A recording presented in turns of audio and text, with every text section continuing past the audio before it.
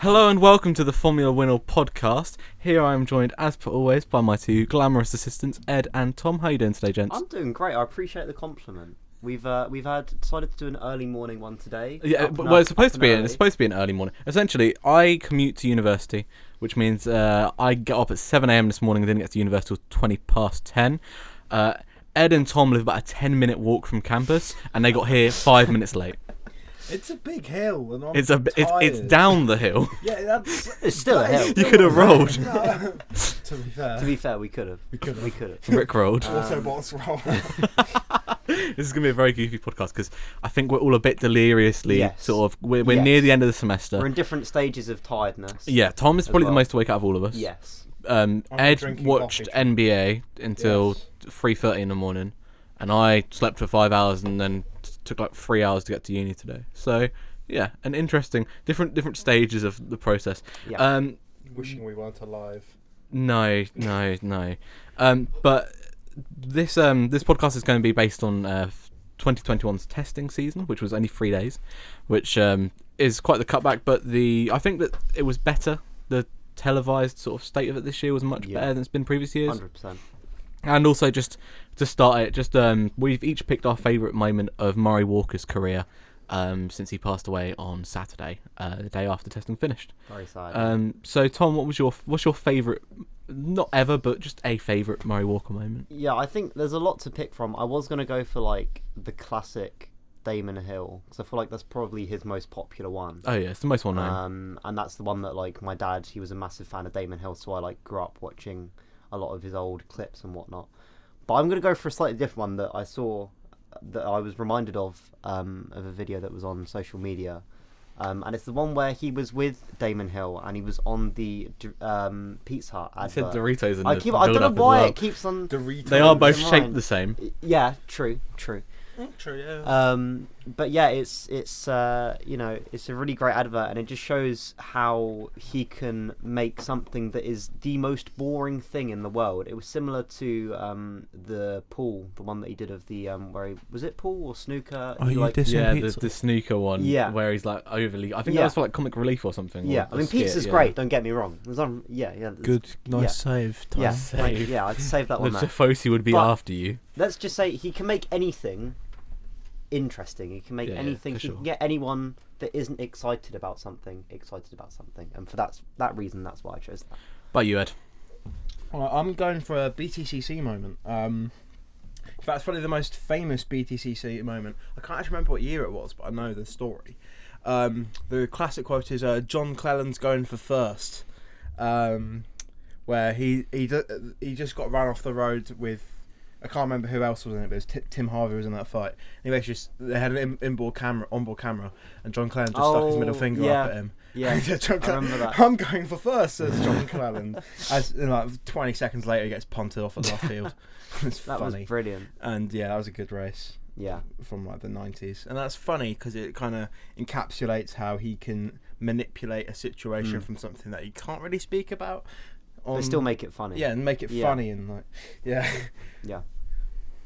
Yeah, mine, and it's funny, none of us have picked like F1 moments. So my moment is I think it's from a rallycross event. I can't really remember what it's from, but I know it's at Liddon Hill. And he's doing the commentary on it, and there's a driver out in the front, and it's a very muddy day at Liddon Hill, as always. Liddon Hill, rain, mud, whatever.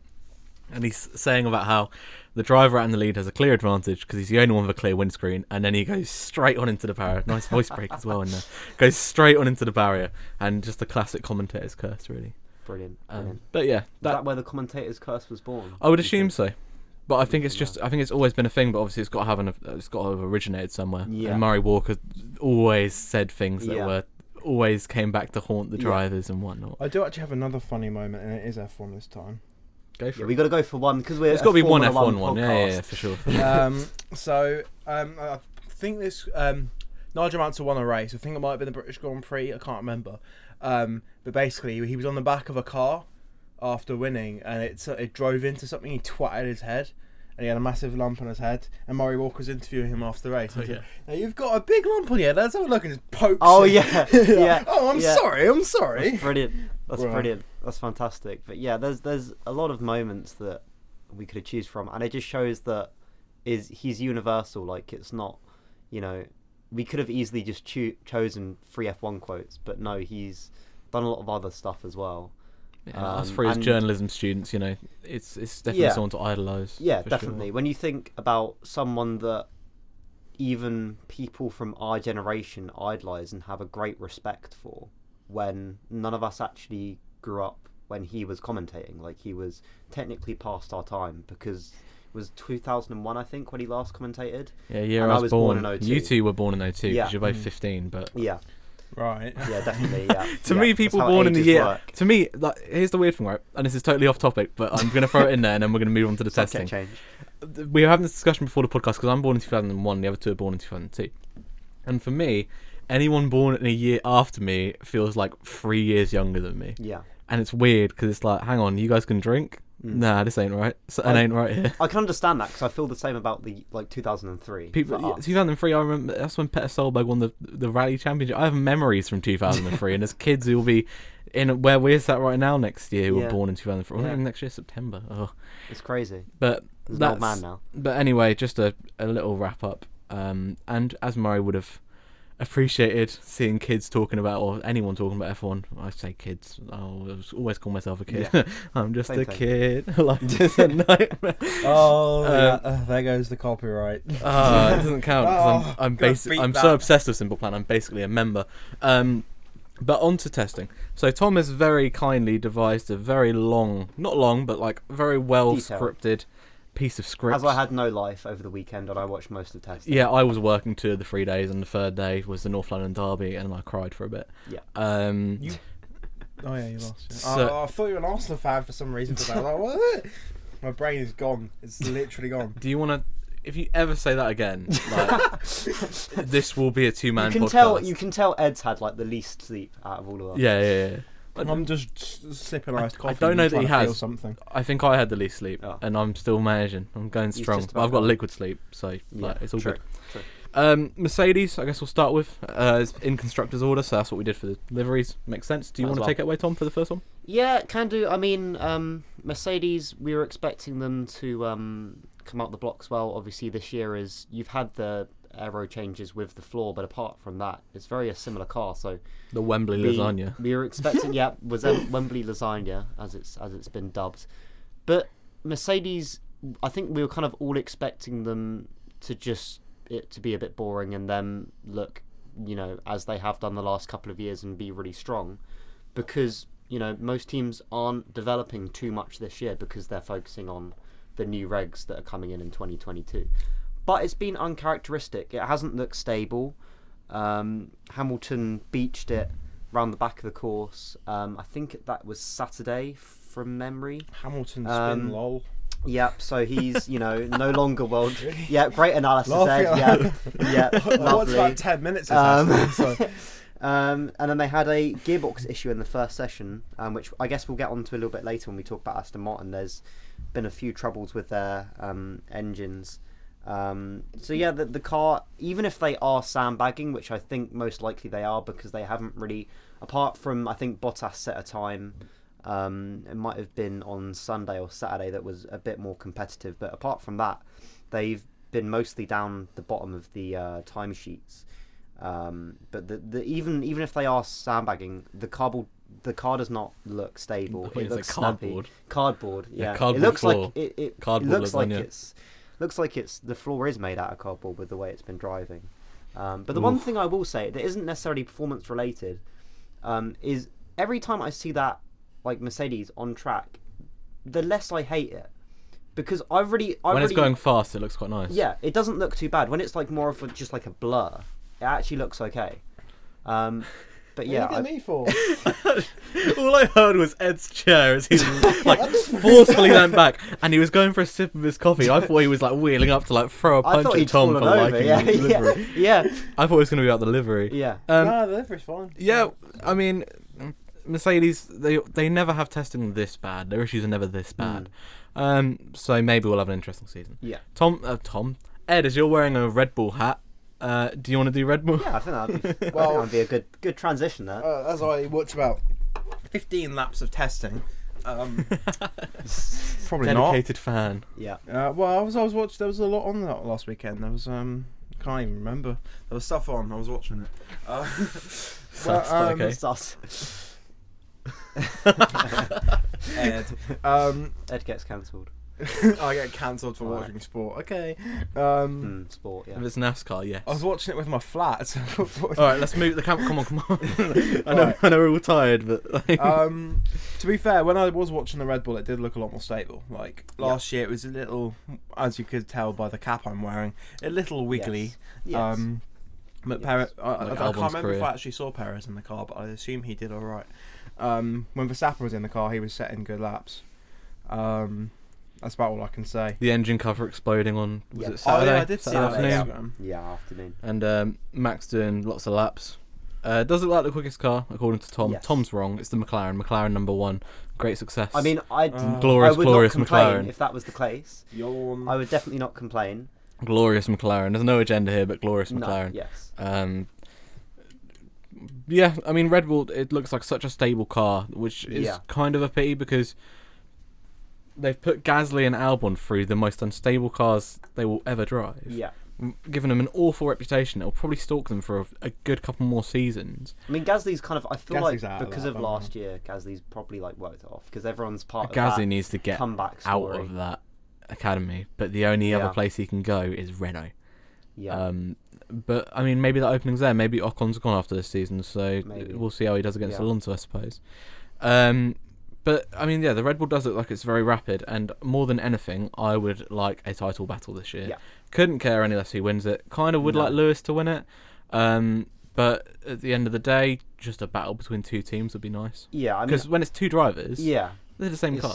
and exactly when it's Hamilton and Bottas, when It doesn't really count. it's not really Bottas is a fast driver, but when you're coming up against the likes of Hamilton in the same machinery, you're going to have to be some sort of driver to be able to get anywhere near him. Yeah.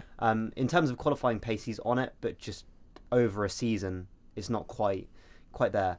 But I think what I would say is that in terms of testing and in terms of just at this stage, if you had to pick a team to win the Constructors' Championship, if you're just going off what we've seen and not what we've seen in the past few years, you'd have to say Red Bull. Yeah, and But- Bottas is going to have a couple six places Yeah, here and there, but yeah. Perez is one of the most consistent drivers on the grid. Yeah, but I think despite that fact that Red Bull are you'd have to agree are the strongest team at the moment.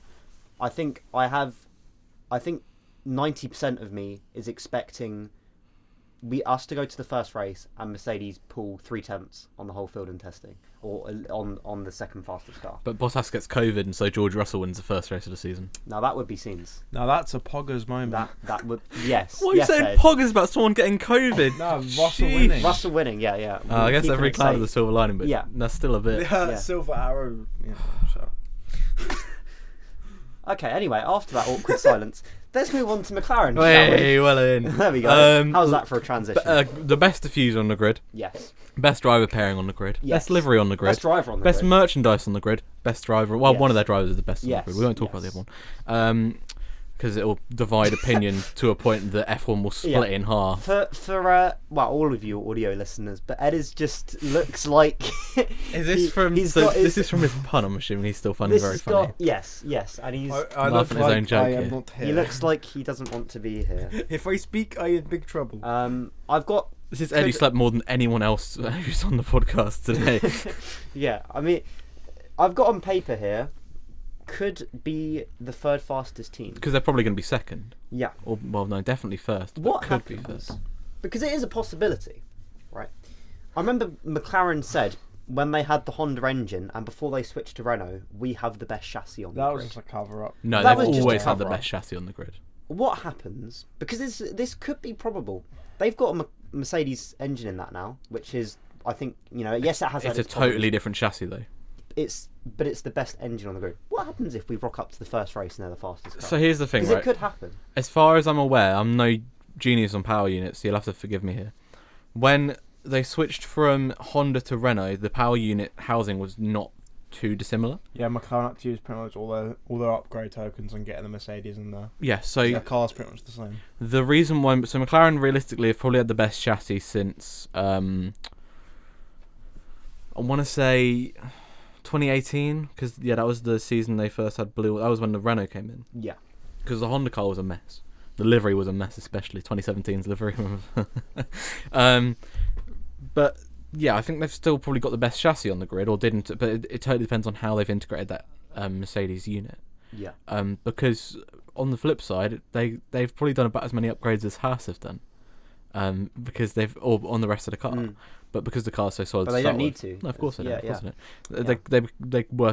They were probably the second best team almost in that race at the end of the season last Abu Dhabi. So with the diffuser though, that no one else. I mean, for about 5 races they'll have that diffuser advantage, and that could be huge because we've seen that before with Brawn. Double diffuser. The amount of time it took Red Bull to build the same diffuser, Brawn had pretty much won the title. Yeah. So. Yeah, it could be very decisive. It could be very close at the front. I'm sure Hamilton will get pole and win and have a grand slam. That's what I'm saying. Like 90% is just expecting qualifying like 3/10 back to the second fastest team, and Hamilton just do a grand slam. This is why the Netflix series Drive to Survive isn't just a season review, and it's like on little things that happen, because otherwise it'd be such a boring season review. Literally. We'll move on to Aston Martin, the new boys on the grid. Reliability issues, but only on the Mercedes side, seemingly, not on a car side. I'm pretty sure all of them have been engine related, or gearbox, or transmission, or that kind of thing. Yeah, so we haven't really seen the potential of the car. We haven't really seen. I mean, of course, the car's not going to be much different for Stroll. We haven't really seen Vettel drive it, and he has said that he wished he had like another 100 laps or something. Yeah. Didn't he like change his steering wheel at some point or something? Yeah, so Vettel used like a lot of steering wheels and a lot of different helmets because he's got 2 different helmet They're designs both going. grim. Just Right. thought I'd get it out there. I don't really have much to offer for this podcast, and when I have an opinion, I'm gonna say it. We know when you have an opinion, I'm going to say it. Pain.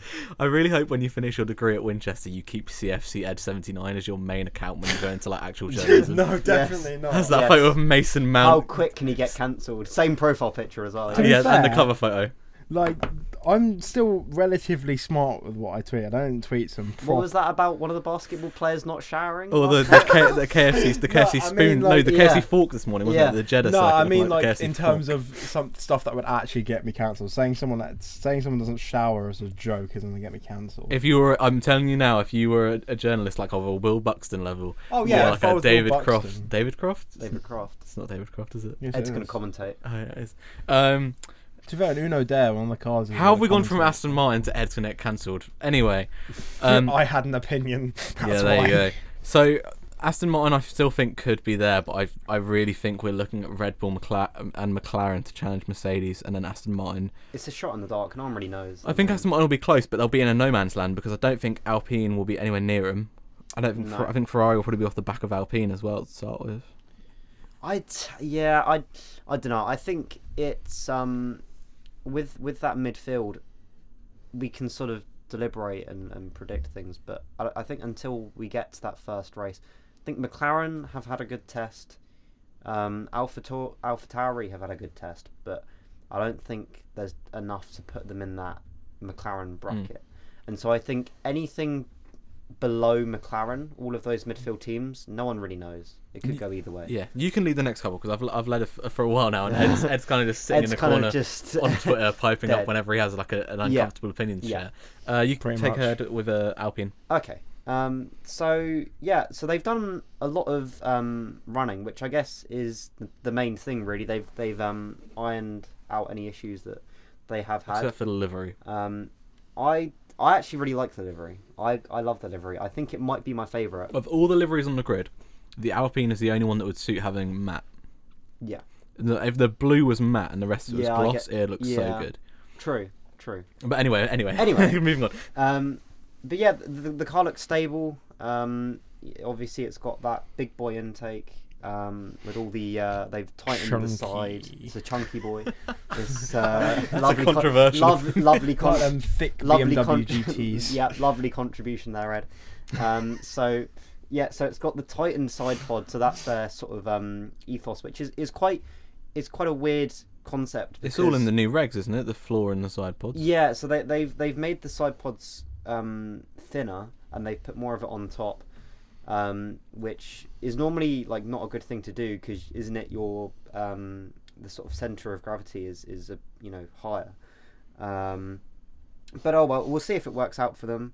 Alonso looks consistent. I know. I think it was either the first day or second day when he got out, and Karun Chandhok was really, really impressed. And it looked like he was, it was almost as if he hadn't left. But I think we have to expect that of Alonso because, I don't want to say something really controversial, but I don't think Alonso should have come back, and I kind of wish Lundgaard or Zhou should have been in that car. I don't think he should, but not because he doesn't have the pace. No, of course he doesn't. And someone else deserves a chance. When I first followed F1, I was an Alonso fan because I started watching in 2006, and I liked the colours of the car. Yeah, I liked Alonso, and so for me to come out and say, and I even supported Alonso when he raced that horrific ING racing. Renault with Crashgate and the horrific liveries of those. 2007, 2008 were all right. To be fair, 2009 they weren't when bad. Fan. Yeah, that's when it got really bad. White and orange. But like, as someone who supported the Alonso and Renault duo, the combination for so long, I don't like saying it, but at the same time, I know it's right. Yeah. Because obviously in all other sports, we're seeing the likes of Tom Brady having very long careers, or football, we're seeing footballers play on for much longer than Ben Foster, people like that. Yeah, the cycling goalkeeper. Yeah, you can tell I've been watching Ben Foster's interviews recently. But it just seems crazy to me that athletes going on for so much longer, and to me, I don't think Alpine should keep both drivers next year. I think Ocon will be gone after the season. I think, I don't know. Gone. Nice said. Great contribution again. Great. Let's just go. I think with Ocon, he's had, how many seasons has he had in F1 now? He did his first season was a half at Manor. Yeah, he did 2016. 17, 18 he did in full. So he's got. This is his fourth season. What did he do? 18. Yeah, 18 was Stroll's. 17, 18 Stroll was at Williams, wasn't he? Because he had 2 years at Williams. Yeah, that's right. So yes, he's done 2. This will be 4.5. Is it? Well, he's done 3 full seasons. 3 full seasons and a half. So this will be his 3rd full season. 4th full season. 4th full season. Yeah. I wouldn't really count that first half season, Yeah, but 2017, 2018, 2020. No, that's what I'm saying. There's not really much because he was driving the Manor, which was horrific. Really, because he had the best livery, but it was horrific. Yeah. And he only got that seat because Harrianto ran out of sponsorship. Wait, did you say that Manor livery was horrific? No, I meant to say it was the car was horrific. It was the best livery on the grid. Yeah. The Sauber livery that season was the worst livery on the grid. You'll throw hands about that, but the rest of the time you just sat there making horrific puns. And sending Instagram posts. I think with Ocon, I don't know. He's been in decent machinery. He's had a while to get used to it, the Racing Point of Force India. He had a couple of years to get used to that. Same with the Renault, but he just hasn't really done enough for me. I think what I would like to see actually is what Torin said, is put Gasly in that. The Alpine next season to get him out of the academy, Red Bull Academy, and then have I don't know who I'd want in Alpha Tower actually. But yeah, I guess if no one else has got anything to say on that, we'll move it on to Ferrari. Yeah. Haven't quite found the balance of the car yet. I think Sainz has looked a bit shaky. He's spun quite a few times, but then I guess maybe that's to be expected going from. The best chassis on the grid to one which is delusions. They've had a couple of nice. They've had that was Ed tier. That was Ed tier. That was an Ed tier.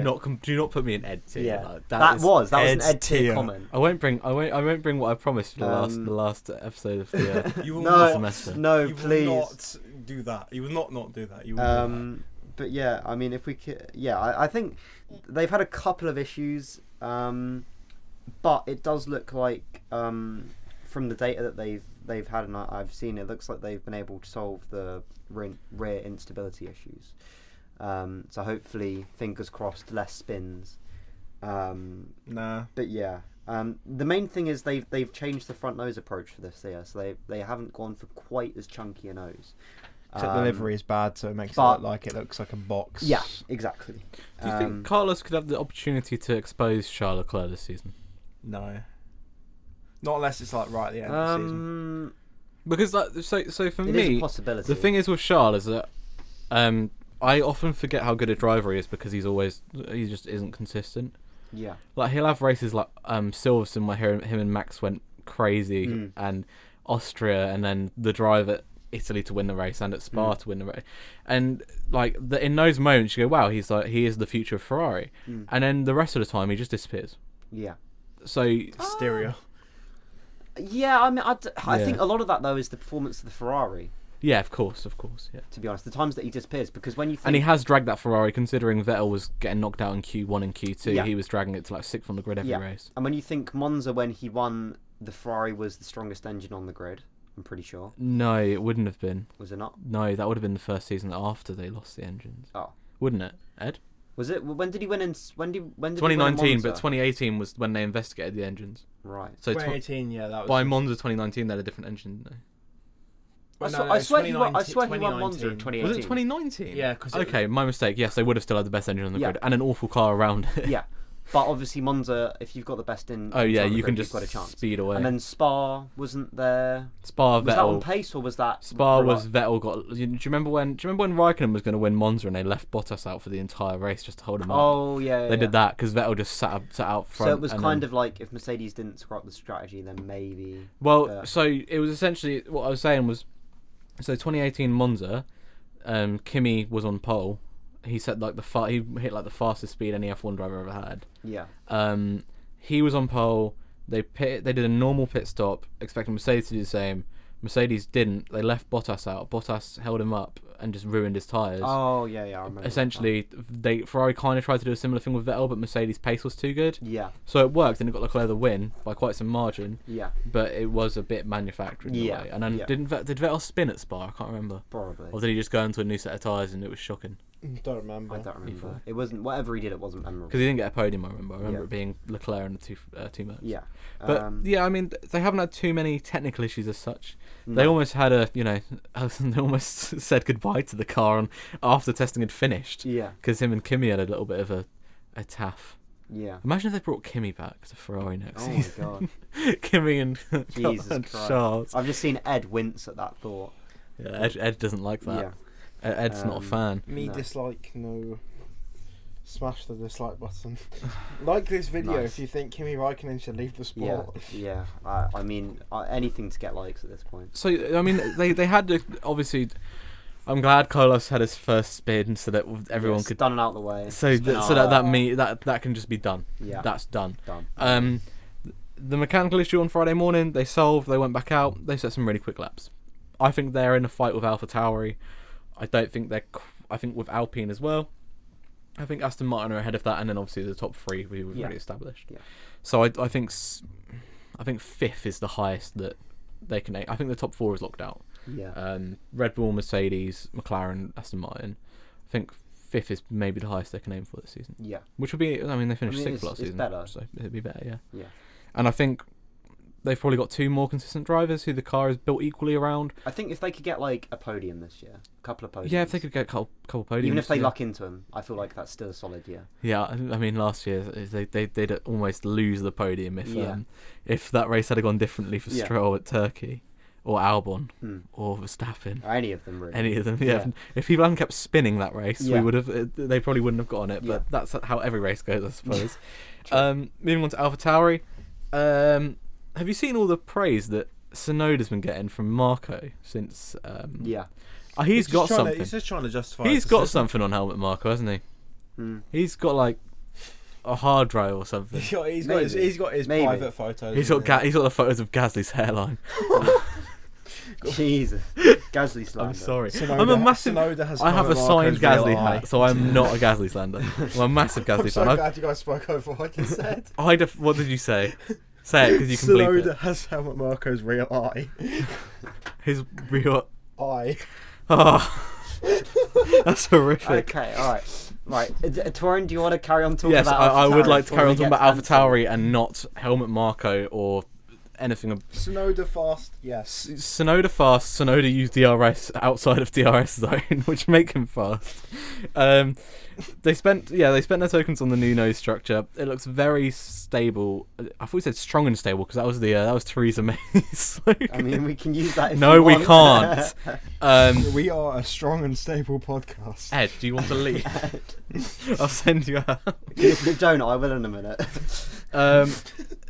Last year's front suspension from the Red Bull then? Yes. Because didn't Christian Horner basically say when Racing Point got let off of the Mercedes stuff, didn't Christian Horner literally went like, all right, fine, that's AlphaTauri sorted for next season. Yeah. So they lucked out of that a little bit because I mean the components that obviously there's certain components you can't share. The components you can share from the two teams, Red Bull make them better than Mercedes do, sort of. Yeah. Or at least seems that way. Very consistent from both drivers. Very quick from both drivers. Yeah. Both drivers look very comfortable in the car. They do. Only one spin, I think. Look like they could probably get a podium this season. Without it needing to be off luck as well. They've got good pace. I think they could be more like if they had a Charles Leclerc in their team, they'd be more likely to get a podium than Ferrari, I think. But I wouldn't put Gasly or Tsunoda on Leclerc's level, even though I've just slated him for like 10 minutes. No, but I don't think. I don't know. I think Gasly's obviously got that potential. I don't know about Tsunoda. I don't know how long he'll be in the sport with Honda being gone. This did just feel like a bit of a jump to. I don't know. I think Tsunoda could. I think Tsunoda could stay. He looks quite good. If you do one season in Formula 2 and go straight to Formula 1, I think you're immediately pushing it a bit. Lewis Hamilton. Didn't he win it though? Yeah, I think he did win it. Yeah, Tsunoda finished 4th. But to go from Formula 2 to Formula 1. But they've obviously noticed something. But you can't win GP2 and not go straight to Formula 1 unless you're going to do Super Formula like Gasly did. Yeah. Which ended up being a waste of time because then he missed the last race of the season to race in Malaysia. Yeah. Although I got postponed. Yeah, because of the rains and the typhoons. But totally off topic anyway. We'll move on to Alfa Romeo. Yes, again, new nose structure. The incident with Sainz. Have they bridged that gap though? Because they were quite far off. They were in that Haas-Williams pairing trio rather. The way I see things, I think Haas. I mean, we'll get on to Haas, but I think Alfa Romeo. I think they're going to be in a bit of an in between. I feel like they might be similar to Aston Martin, where they're struggling to get up to that level of McLaren, but they're just ahead of the rest of like Alpine and Ferrari. I don't see them battling with the Haas and Williams, but at the same time I struggle to see them getting near the likes of AlphaTauri, Ferrari, Alpine, who look quite strong, and I think over the next few years, at least with Alpine and Ferrari, have the means and the goal to move further forward. But yeah, they've looked pretty solid. Raikkonen and Giovinazzi have done a lot of laps. They've actually done the most laps joint with AlphaTauri. Oh, really? Out of the whole test, which just shows that the car is consistent. They haven't had too many problems. But interestingly, most of the teams that we're expecting to be at the front of the grid have done the least laps. If you look at it, because you've got Mercedes, Aston Martin, McLaren, Red Bull, they've all done the least laps. They've all done under 170, and most of them have just done just over 300. Whereas the rest of them have done more closer to the 400 mark. Probably doesn't mean anything. Just purely reliability. Just reliability, which at the end of the day, if your car can get through a Grand Prix, then... Didn't Kimi do 3 Grand Prix distances in one day on Sunday? I think so. Yeah. That's a lot of laps. We'll move on to Haas. Good insight, Ed. Thank you. It's like when they show like the graphic on Sky Sports and it's like appeared 3 times for Liverpool and whatever. Yeah. Moving on to Haas. Haas are basically, they've decided they're not competing this season. Yeah. They're not doing any upgrades after testing. Well, actually, the car they're taking to testing is their car for the season. Interesting move. It means that if Williams don't finish ahead of Haas this season, Williams really should just sell the team and again to a different owner, or just sell it to Mercedes and make it a B team. Yeah. I heard they're going to make it a Renault B team. That's because Renault needs a doesn't need a customer team, but it wants a partner team. Yeah, because they've got so many young drivers. They've got so many young drivers. They need the income. Williams would be a great shout. Would be a good move. Yeah, except for the fact that the only good part about that Williams car is it's got a Mercedes engine in it. Yeah, I think it will be mutually beneficial. I think it wouldn't be that bad. I think if Russell leaves after this season, it happens because Russell's the Mercedes affiliation to that team. Now. Yeah, and Russell needs to get out of that car. Oh yeah, he needs. He's too. He needs Bottas. I know we've only seen him in one race, but that whole weekend seen enough. I've seen enough to think that he's too talented to be in that caliber of car. But yeah, Haas. Just has to be Haas. Mazepin had a couple incidents. Sorry, did I just hear a bad pun? And it wasn't from your mouth, shockingly. I know, right? And have you seen when Hamilton spun in front of him and he goes on the radio? That's what I was thinking of. Yeah, I almost hit Hamilton. It's like Twitter went crazy. As if he I feel like part of it was like. Obviously, it's a bit sort of like. I think it's kind of but because it fits the Mazepin agenda. Because if that was any other driver, no one would care. No one would really care, but just because it's. I think it was a Max, people would care. Possibly, yeah. Or car 55. My car 55. I don't know. Science. That's what people on F1 Twitter call him. Oh, it's because people don't like saying his surname. Oh, because he was a Tory or something. Isn't it? Yeah. A lot worse than that, but we're not going to get into a political conversation on this podcast. No, we are not. That's not. So, I think it might have as well just been the shock of what happened, because obviously he's suddenly into F1 cars, and he's just seen someone spin in front of him and almost. I think the laughing was a bit of like a shock factor. Yeah. I don't think he's a psychopath at all. No. Well, I mean, we're yet to know. And I mean, he almost crashed into the back of Giovinazzi as well, which I've also. With the Max Giovinazzi. That wasn't intentional. It was just he wasn't used to the drag. He said. Yeah, that's what testing's for. So you don't do it in a race. Yeah. Possibly towards the bottom of the field. Yeah. They're banking on next, but Renault are also doing the same. I mean, Renault actually upgrading their car this season though. Yeah. Alpine. I'm clinging on to the past because I prefer the Renault livery from last season to the Alpine. Really? Because Daniel Ricciardo got 2 podiums in it. Yeah. I don't forget Ocon got a podium. Yeah, Ocon. Three podiums for Renault is really punching above the weight. All right, but the Ocon podium was entirely luck, and I'm not going to hear anything else. Oh, and so because Ricciardo would have won that race if he hadn't been put on an awful strategy. But when you think about engine didn't conk out, Ricciardo would have got a as podium. a Ricciardo fan, all podiums are luck. I don't understand this. As a Ricciardo fan, it was only the luck. Podiums were. It was 50-50 because he did put the move on Leclerc to get the podium. That's true. Yeah, I just don't understand. That was like the race. That was the overtake of the race. Luck. Yeah, like everything is down to luck. Literally everything. Well, yeah, but the most missed. San Marino was down to Max Verstappen having no talent. Exactly. What? No, it wasn't. Yeah, it was because his tyre exploded because he couldn't nurse his tyres correctly. Cap.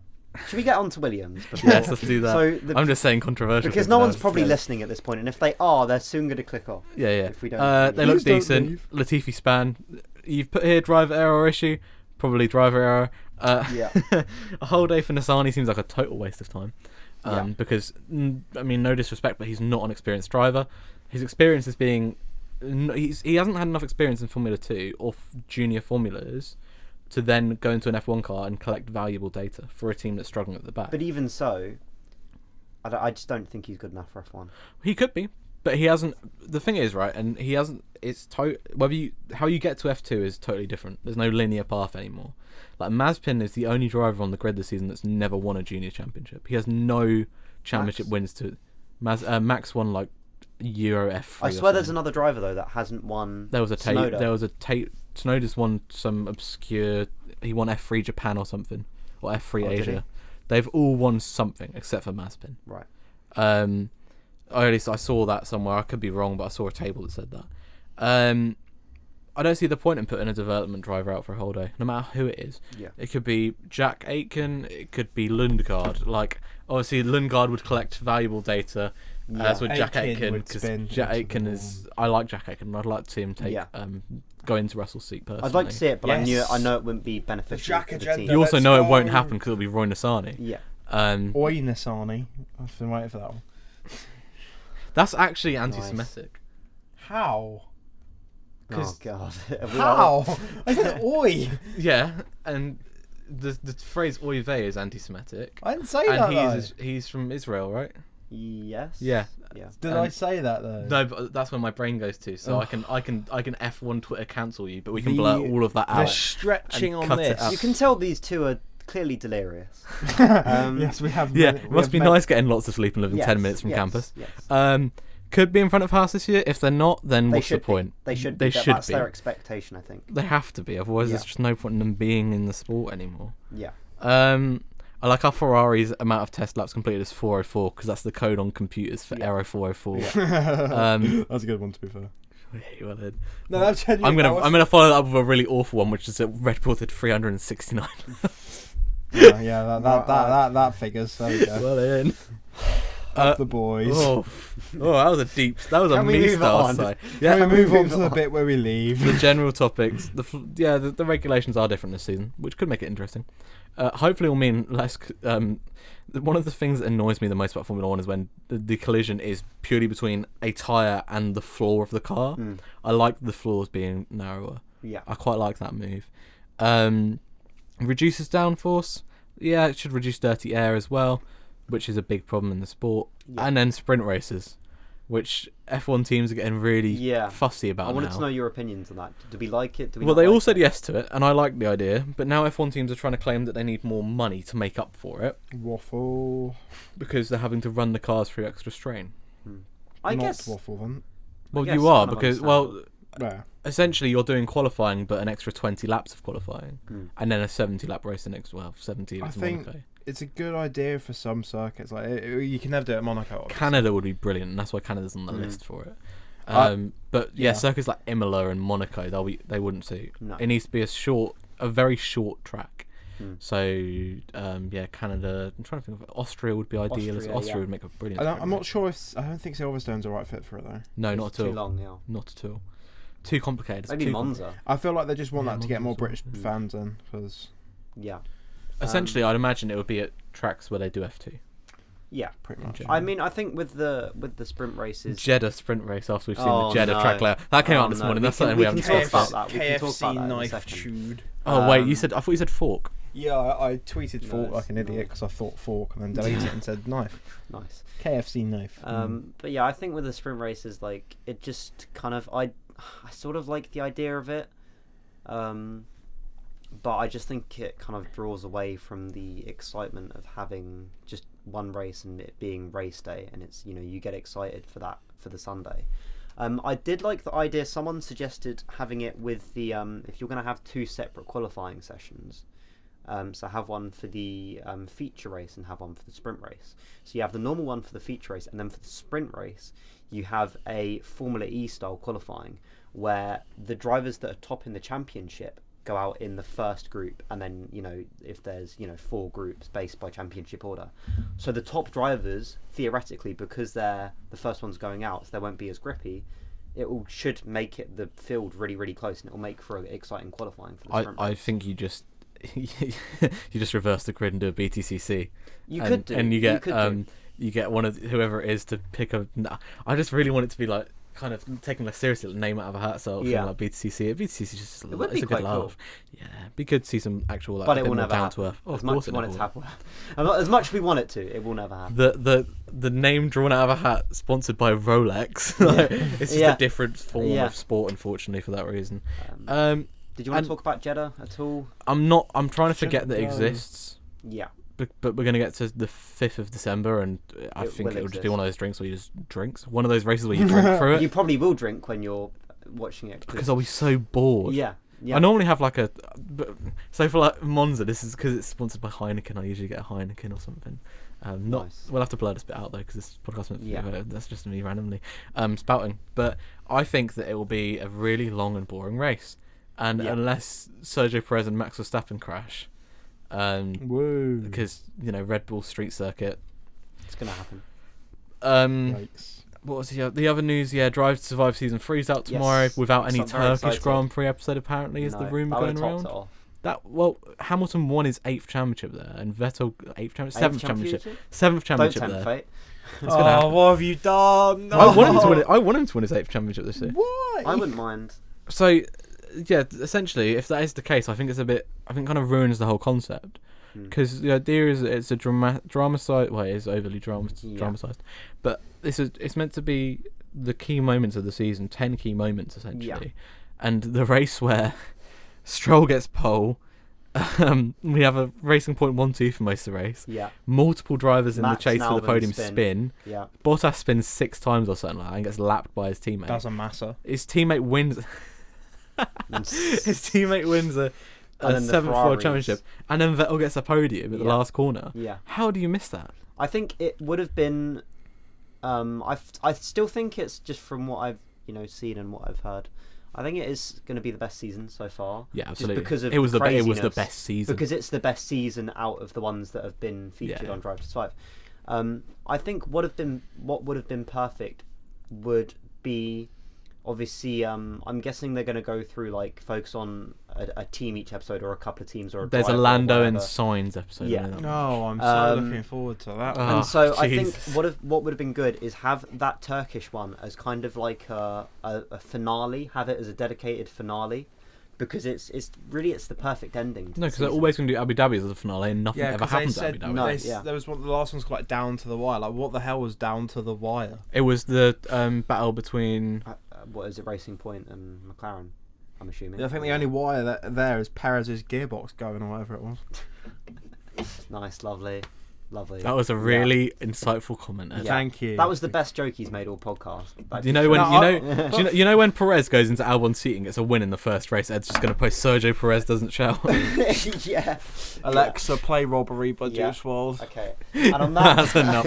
On that note, ending it there. On that bombshell, On it's the end of this episode of the Formula One WINOL podcast. Thank you for listening. If you have, if you're still listening for whatever reason, why? Just joking, cheers. we love you. Yeah, thank you.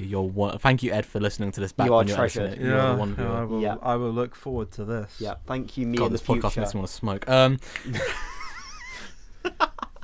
Anyway, I'm joking. Oh, my good ending, days. guys. We shall see you for the first race review, which is on. It will be on the 1st of April that we record. 1st of April. The 29th of March. I don't know It'll why. It will be the week after. There will be a episode soon. Yes. It's We Thursday could today, isn't literally record it on the as the race ends. We could. On the Sunday. One of us gets to You record. think I'm coming up here on a Sunday? Yeah. Why would he do that?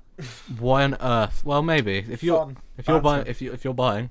If he's buying us a Mackie. Buying you a train ticket? If you want to buy my track. Well, actually, I won't get paid until. Anyway, this is a Anyway, this is a discussion for the group chat. But thank you for listening. It's filling out our Have a good diaries. day. Cheers. See ya.